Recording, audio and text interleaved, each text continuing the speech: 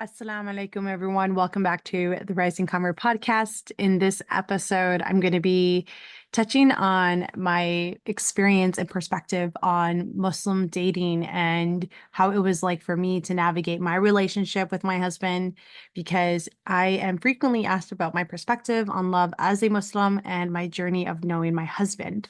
So I'm going to share all of that along with three things that I would consider lessons and tools that I've learned. First and foremost, thanks to Allah subhanahu wa ta'ala, thanks to God for the experiences that I've had in my 20s, the connections, relationships, the strength, the courage to get outside of my comfort zone, to have the space and the opportunity to really, truly get to know myself and to push myself outside of my comfort zone and my own limits to understand truly who I am. So I am a confident woman that I am today and to be able to bring that into a relationship. So let's talk a little bit about, the first three things that I noted as I became Muslim and got more familiar with the community that I took into consideration before I even considered stepping into the Muslim dating scene. And yes, if you are watching this podcast episode, I'm putting bunny ears around the word dating because I'm going to go ahead and say that dating, I've learned, is not a word that most Muslims are fond of. And that is because dating, in the sense of how it's known today, is prohibited in Islam. There's no such thing as casual dates. There's nothing that is lighthearted about making a connection between a man and a woman. And so that brings me to, the first point, which is the Quran states that you can speak to people with the intention of marriage. So if you see Muslims or hear Muslims talk about dating, the intention is that you're going to meet someone and make a connection with someone who you believe you can consider them as a wife or as your husband. And this leads me to the second observation and thing that I noted is that amongst the Muslim community, I've come to learn that there are two groups. One group, which is a little more conservative, and I think I would kind of say by the book to keep it simple. And then there is the second group, which is I would see it as more progressive and a little more liberal. And the progressive liberal group of Muslims, they will date and allow themselves to be okay with dating because it still doesn't involve any intimacy, because that is not prohibited in Islam. And they believe that a connection between a man and a woman can be made without a chaperone having to always be there. Whereas the conservative, I guess by the book Muslims, they believe that the halal way, and actually what is stated within Islam, is that someone, whether that can be a family member on either side, is going to be present while someone is getting to know each other. And that means they're always there in all the hangouts. And it can be a little awkward and it can be a little bit uncomfortable, I'm sure, I imagine. I've never experienced that, so I can't really speak to it too much. But I will honestly say, even as a mother today, I am still trying to wrap my head around it. I understand why, but it's just for me personally find it so weird and awkward still, and I can't fathom the idea of how it is that I can truly feel like I'm being my authentic self without someone having eyes on me and potentially watching my behavior and, maybe taking my actions and, having their own perception be what could be, I don't know, be said out to maybe the guy who I'm seeing or whatever it is. I just feel like it can be kind of tough to be your full authentic self when someone else is involved. So, yeah. So anyways, I get why there's that progressive liberal Muslim group that is okay with it. So anyways, so those are two things that I've noted and I kept in mind. And then the last thing, which I had to really let sink in, is that there is this sense of asking for permission. Um, Asking for permission for me felt like it was a little awkward because my parents aren't Muslims, and the lady who I became close with and who supported me in taking my Shahada and was there for me is also the organizer for the Muslim Convert Weaver group that I was a part of. And so she would have been the person that the guys or the men that did have an interest in me, who they would come to speak to, so that way they would do it in a way that's proper and more formal. And then she would let me know, and she would, kind of grant them like yes or no, like a pass and go. And that kind of felt kind of weird because my parents, like, I always wanted them involved when I think about marriage.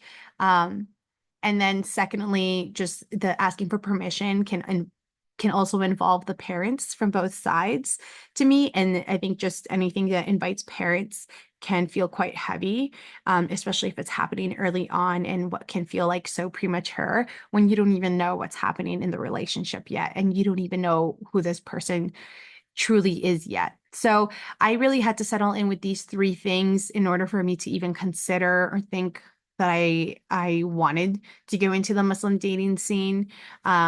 Yes, I at one point did ask myself, like, okay, how can I do this without really entering the scene? Because I didn't want to yeah, get out there in a way I really wasn't enticed. And, alhamdulillah, I think my prayers were answered because I didn't really, I'm gonna actually put that out there. I really didn't actually dabble even my feet or my toes, get my feet wet that much in the dating world because my husband came forward so early on, which I'm super happy for and happy about because it works out really well, alhamdulillah. And obviously it's a yes because we're married. Um, anyway, moving on to, how it is that we met and what it is that I brought into, I guess, our relationship, but also into my short-lived experience in the Muslim dating world. Um, so first off, when he and I met, we met at a very mutual gathering with friends. So, I was there with my siblings, and when he had approached, I guess we both approached each other because everyone was greeting each other like respectfully, like saying hi and, introducing names. It was actually kind of cute. Like when I think about the gathering, it was kind of formal, like everyone's shaking hands or saying hi.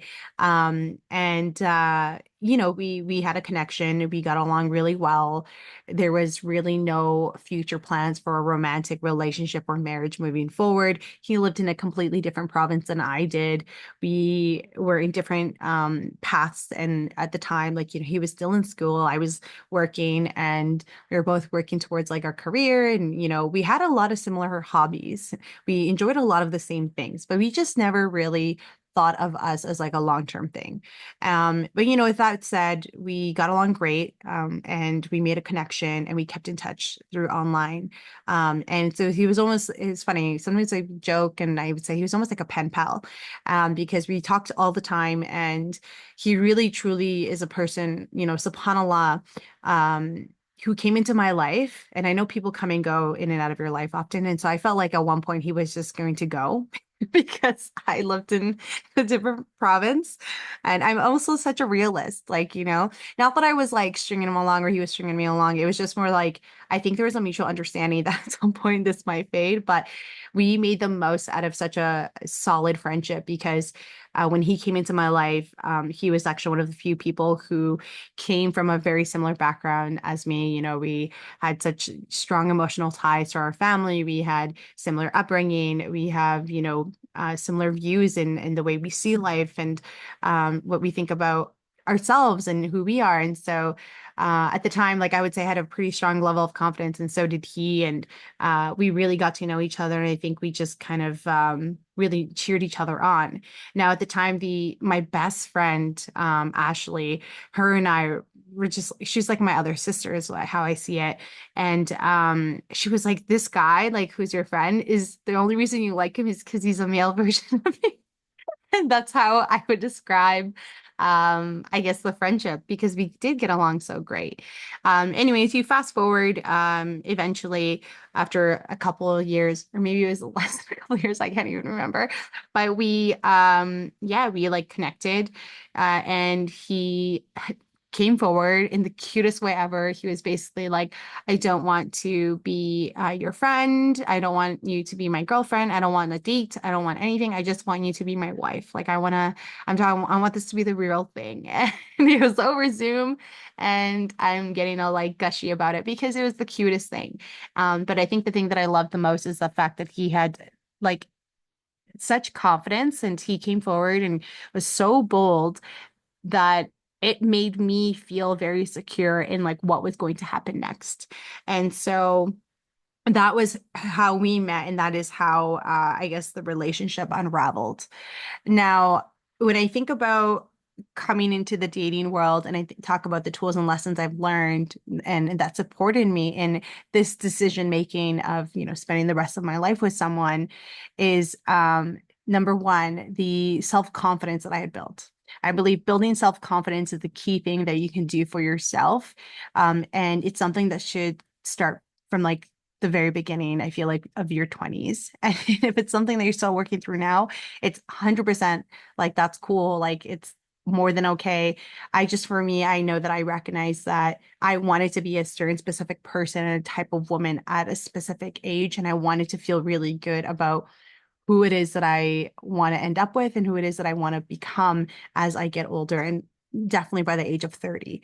So, I worked on a lot of things and I stayed consistent with things such as like health, exercising, developing a skin routine. Not that you need to do that, but that's something that I really wanted to do.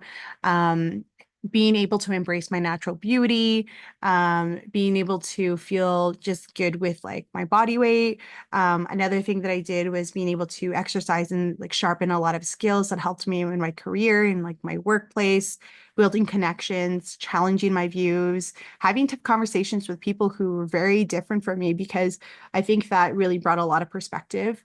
I also did, travel, and I was able to connect with a lot of people, and that really helped me in understanding life and through a different lens, and helped me to understand and validate my feelings and how it is that I want to see change in my life and to honor that. And so that really helped me build strength and confidence to make the decisions that I needed to make, especially in my mid 20s. Because I feel like your first half of your 20s, at least for me, that's like time to explore, have fun, kind of get out there. And then by like your mid 20s, for me at least, I just knew that I know what it is that I needed to do to make things happen. And I wanted to see results from like 25 to like 30.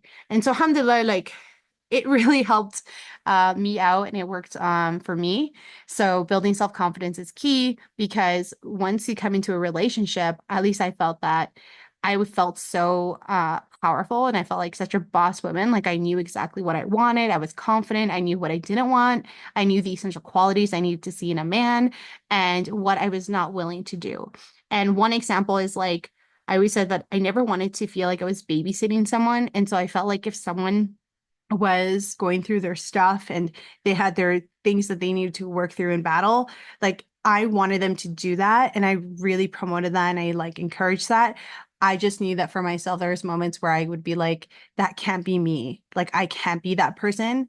I have to like walk away, because I've done all the work for myself. And that self-healing process for me is a journey, and it's still an ongoing one. And so I feel like just sometimes like there's certain things that allowed me to feel okay and confident in my decision of having to walk away if I needed to walk away.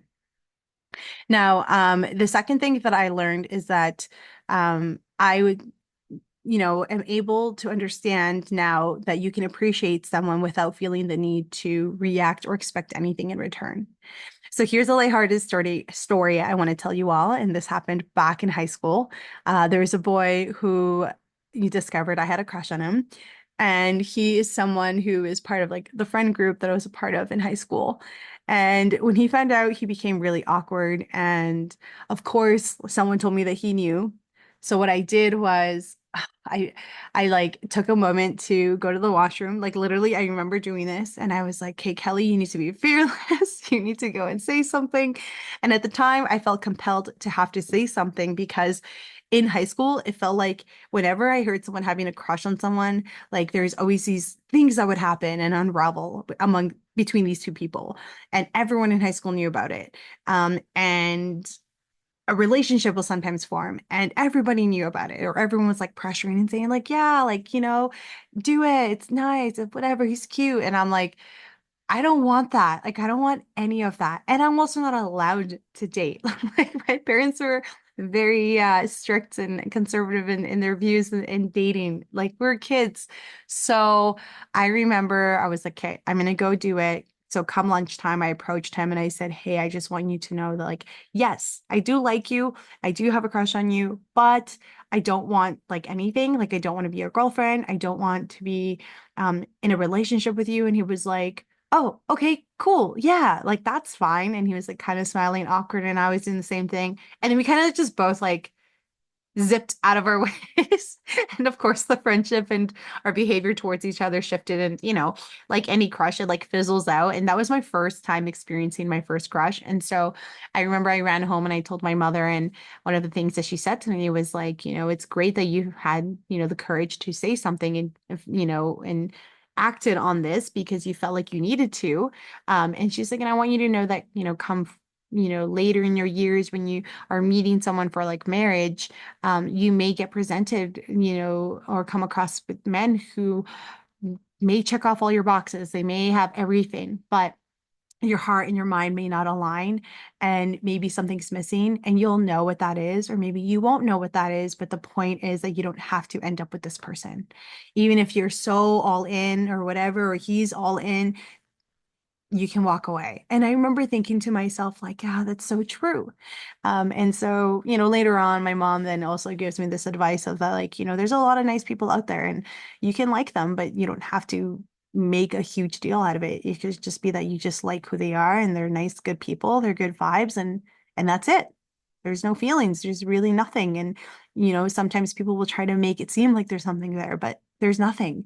And I love that my mom shared that piece of advice with me because when I dabbled into the Muslim dating scene, I talked about the lady organizer of the Muslim convert group that I was part of. And, when I converted, took my Shahada, I started attending the mosque on Fridays every now and then. And it wasn't too long after that she would approach me and she was like, Kelly, there's these guys who are looking for marriage. They're quite young. And I think you have such strong deen. I think you'd be perfect. Or, they might be a good prospect for you. And that felt so weird to me because actually that's another thing that I learned in the journey of like finding love as a Muslim is that there are there is this sense of respect and proper way of doing so in asking someone to, who wants to be with you, where they'll talk to someone who's closest to you. So like in this case it was a lady, the organizer, and I was like, what? Like that's weird. I was like, okay. It was weird for me because again, like it happened fairly quickly. And it just kind of felt like she was saying that they're ready for marriage and they didn't really know me. And so I think there was like one or two that I when I was like, okay, sure, like I'll talk. And so we just had a conversation. And of course there's many people, it was in a public place. And when we did have a conversation, I kind of just looked at it like he was just like another friend. Like I was super casual about it. I was like, I don't want to give off like I'm serious. And some of you might hear this and be like that's not right or haram. But like, no, honestly, that was just my way of I guess just kind of keeping it cool and like not feeling like I needed to pressure myself into something. And I was able to remind myself that again, like this person can be very nice, but I don't need to expect anything in return. And so that happened with one person where I was like, yeah, like it was great. And he kind of went like all in. And uh yeah, I think on the two occasions that I spoke to him, he really wanted to like pursue something. And he was like, kind of want to make this forward, like kind of make this like official. And I was like, yeah, no, like this I felt so sicky to me because I was like, yeah, no, thanks. Because I can't explain it, but the feeling when you go into the Muslim dating scene, it's not like making a connection outside of the Muslim world. It's like when you go into the, I guess, Western culture and you think about dating there, everything already feels so lighthearted and can be so fun and casual because the marriage isn't at the forefront. And though it's not at the forefront, I feel like it's a lot easier and simpler for you to not be so stressed out. But the beautiful thing about dating as a Muslim is that the fact that like that someone who is thinking of talking to you is looking for something serious. So you also kind of have that like that peace in mind that when you're going to talk to someone, someone's going to talk to you because they're serious. So that's also like a positive note in like dating as a Muslim. But yeah, the first guy I spoke to a couple times, like in a public space, I was like, yeah, no, I'm good. Um, and I kind of just like kind of left it like that, just super casual. And I think he um got the vibe. And then there's a second one who I was like, oh, okay, like he's actually really nice. I think we have similar hobbies. And I think having similar hobbies is something I was definitely looking for just because I'm such an outdoorsy individual and I love such an active lifestyle and I visioned that so much that I really needed that. And so this second person that was introduced to me, I was like, okay. But then I think the organizer gave back to me and I think what it was is that I didn't speak Arabic. She's like, do you have any intention? And I was like, I mean, no, not really. My focus is more to try to read the Quran. Like, I didn't even think of that. And it wasn't at the forefront to speak another language or to learn to speak another language because I was like, I feel like there's so much more things out there as a new Muslim convert that I was dealing with and that I wanted to navigate first. And like learning a new language was not something that was on my mind. And so she was like, "Yeah, so I just don't think it's gonna work out, Kelly." And I'm like, okay, that's fine. Like, okay. I think I just laughed. And then it also made me realize that, like, this person did possibly appreciate me. And, because she was like, oh, he said such nice things. And I was like, oh, that's great. Like, he said nice things. Great. He liked our first conversation together. Great. But, it's also went to show me that I shouldn't expect anything in return from someone, just because it went well the first time. Right. And that's totally cool. And I think that's so normal. And, um, like I'm definitely used to that, like when prior to becoming a Muslim. But I think that when you enter the Muslim dating world, sometimes the idea of someone saying no, you're kind of like, wait, what? What do you mean? Which also kind of leads me to the third thing is like not being afraid of rejection or letting go. I feel like this is definitely something that a lot of people should go into when they're thinking about dating or having a relationship with someone. I know for my husband and I, we were both very keen into, getting ourselves out there, building a strong foundation for each other. So whatever it is that we need to address with our families, we can make it happen together as a couple. And truly, like we assessed a lot of situations together. We were constantly in communication. And I think a big part of being afraid of rejection doesn't always necessarily have to come from like the partner. I think it can come from the family. I know that, there's something that was telling me that, I need to prepare myself in the case there is rejection on his family. And in the case that I see something that I puts me off guard and kind of sets me off and I have to let go. Like I was ready for that as well. And I think these two things kind of tie in with point one when I talk about building self-confidence. I if I had, been scared of rejection on his family side, who knows? I would have maybe like interrupted the whole process of getting to know each other, maybe could have put him off. And maybe the level of confidence that I wanted to show wasn't shining because I was so worried about this feeling of rejection. And then when I think about like letting go, it's like, again, it's just knowing that if it doesn't work out, no matter how old you are in this dating process and finding love, you're going to be all right. Just trust in God and it's going to be great. That's truly how I saw it. And then, the last thing that I want to say, as a Muslim convert, so this tip is specifically aiming at those who are Muslim converts and reverts, is that if you are talking to a man and you are communicating with them and they're open-minded, always keep in mind that the family may not share the same attitude or sentiment and have the same grace for you. And so for me, this really highlights the importance of ensuring that the family is informed and involved from the beginning of the process. And I always say that it's very wise to evaluate whether the man can prioritize you respectfully before diving into anything serious. And I think that's just kind of sets you up for success and sets you both up for a wonderful relationship. And you kind of just get like the first thing out of the window and then you can focus on yourselves. I know that's something my husband and I both did, and alhamdulillah, it worked out for both our families and for us. So we're really happy about that. But yeah, like it's just something to keep in mind. For me, I always will forever say that if you are in a relationship with a born Muslim and his families have hesitations or, well, concerns, keep in mind that sometimes those concerns aren't always tied to faith. Usually, I find that those concerns can come from like family backgrounds and cultural differences. And I think there is a way to navigate that. And having that trust and having that conversation can really help.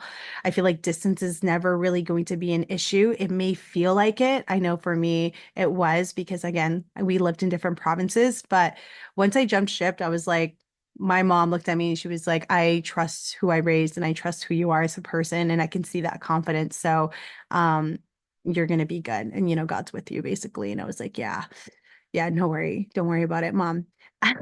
So yeah, like I think there's just so much that can be uncovered throughout the process of, finding love and dating as a Muslim. It is definitely different. There's definitely things I needed to get used to.